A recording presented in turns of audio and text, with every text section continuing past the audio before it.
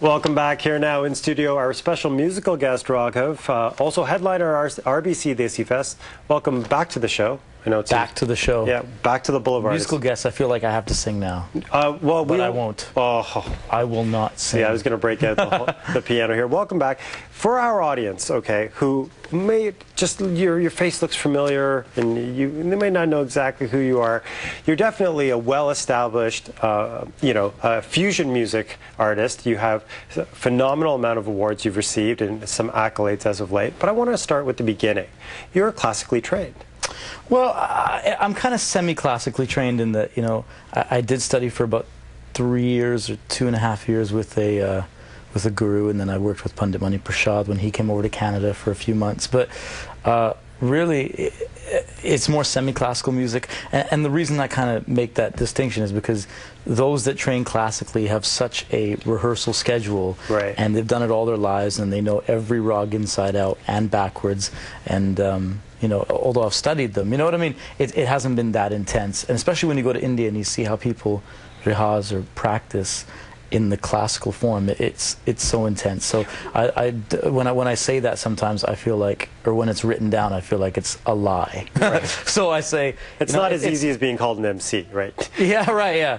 So but I suppose in the Indian stuff, I've always modeled myself after, or not modeled myself, but looked up to artists like Hariharan and people like that in terms of the Indian vocalization stuff. So there is a bit of training there, but most of it was done just through the love of music and my family's love of music. And you went from Calgary to LA to train as well? Well, when I finished high school, I had a great high school music teacher who was like Mr. Holland's Opus times a million kind of thing, very, very inspirational. And he had... this was in Calgary?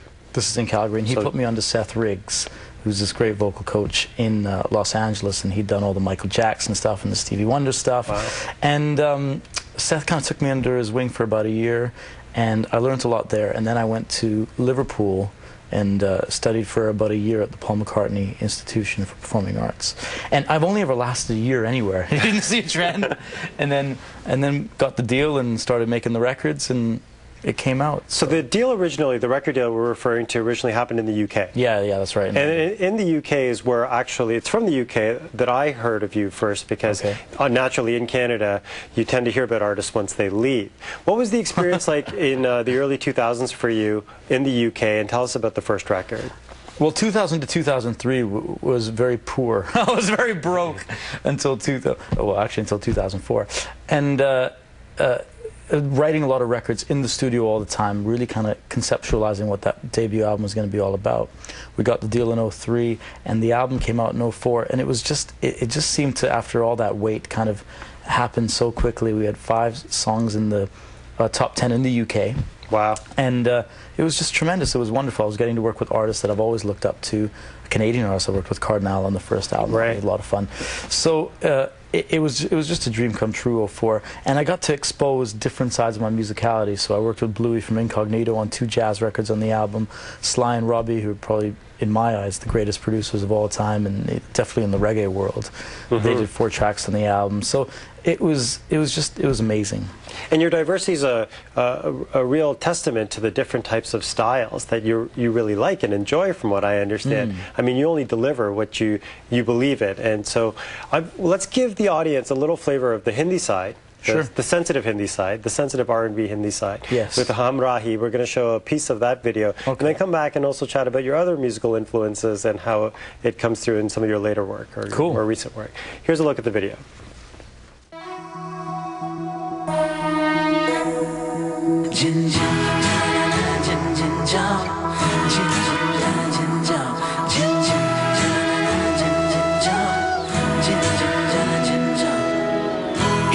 समझो हमरा ही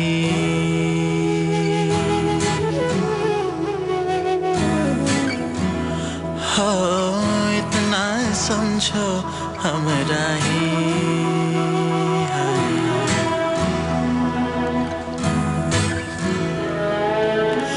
बिन तेरे मेरे साथी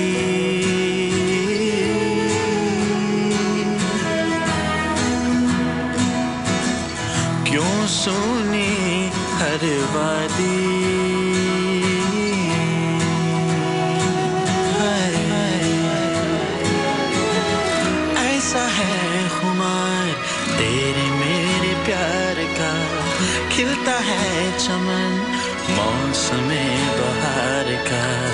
ऐसा है आलम हो मेरे में तो अब रुके ना रुकेगा कुछ तेरा ना मेरा है पल से चुरा ले जीवन बहता पानी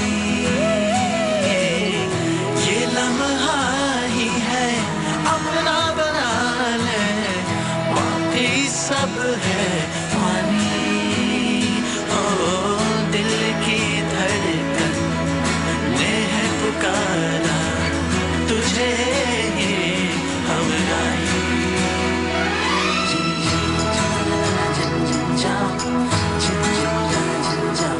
तुझे